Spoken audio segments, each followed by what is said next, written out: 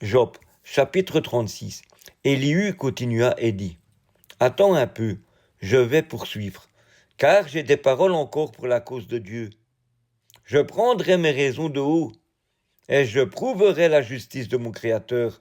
Sois-en sûr, mes discours ne sont pas des mensonges, mes sentiments devant toi sont sincères.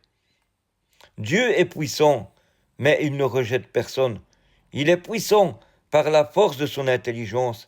Il ne laisse pas vivre le méchant, et il fait droit aux malheureux. Il ne détourne pas les yeux de dessus les justes. Il les place sur le trône avec les rois. Il les y fait asseoir pour toujours, afin qu'ils soient élevés. Viennent-ils à tomber dans les chaînes? Sont-ils pris dans les liens de l'adversité? Il leur dénonce leurs œuvres, leurs transgressions, leur orgueil. Il les avertit pour leurs instructions. Il les exhorte à se détourner de l'iniquité.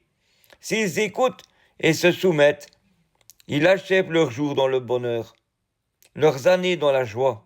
S'ils n'écoutent pas, ils périssent par le glaive, ils expirent dans leurs aveuglements. Les impies se livrent à la colère. Ils ne crient pas à Dieu quand il les enchaîne.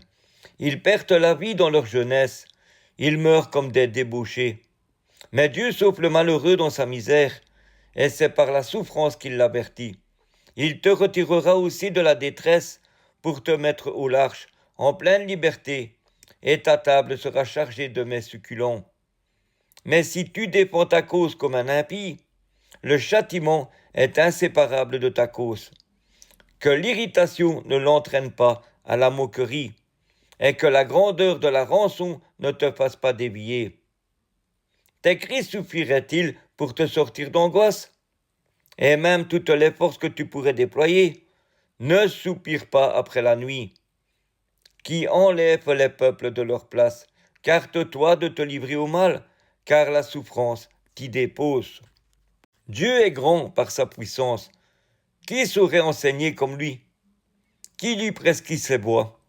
Qui ose dire « tu fais mal » Souviens-toi d'exalter ses œuvres, que célèbrent tous les hommes. Tout homme les contemple, chacun les voit de loin. Dieu est grand, mais sa grandeur nous échappe. Le nombre de ses années est impénétrable. Il attire à lui les gouttes d'eau. Il les réduit en vapeur et forme la pluie. Les nuages la laissent couler. Il la répand sur la foule des hommes.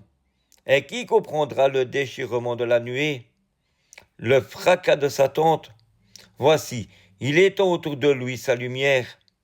Et il se cache jusque dans les profondeurs de la mer.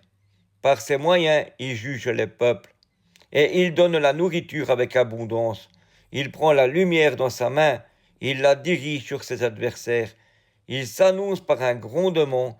Les troupeaux présentes sont approches. Amen. Soyez bénis.